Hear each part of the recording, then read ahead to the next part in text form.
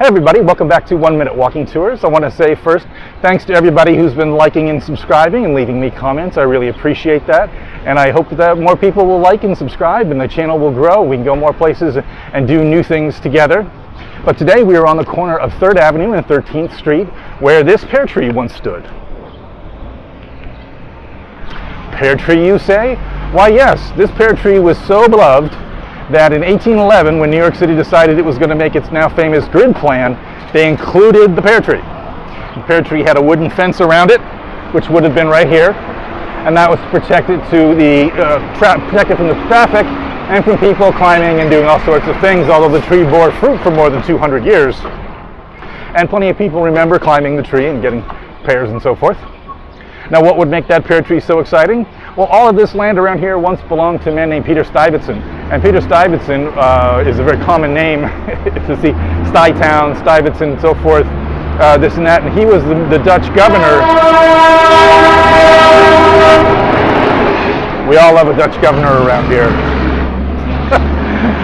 Of New York City, obviously before the English took over. And this was all his land. It was called the Bowery, which is a kind of farm in the Dutch language, but it means there's animals on it or something like that. And this would have been his orchard area around here where there was more than one pear tree.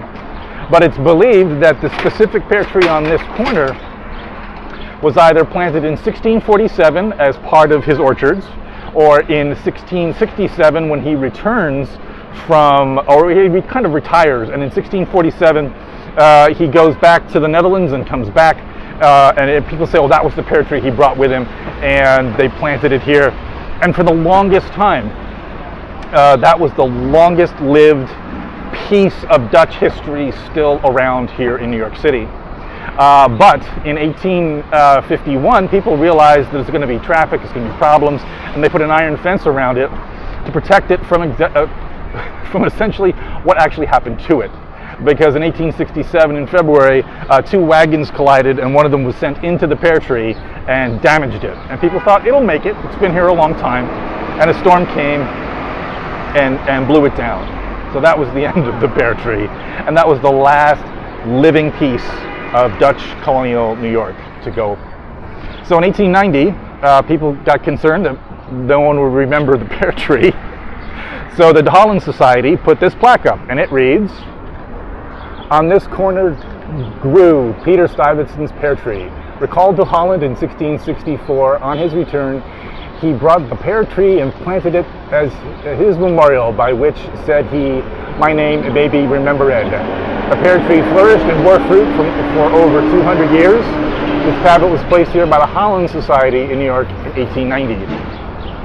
And now this plaque stands, more or less, where Peter Stuyvesant's pear tree, a tree so beloved, it wasn't even destroyed by urban development here in New York City. So if you're ever on the corner and you say to yourself, wow, where's the pear tree monument? Here it is.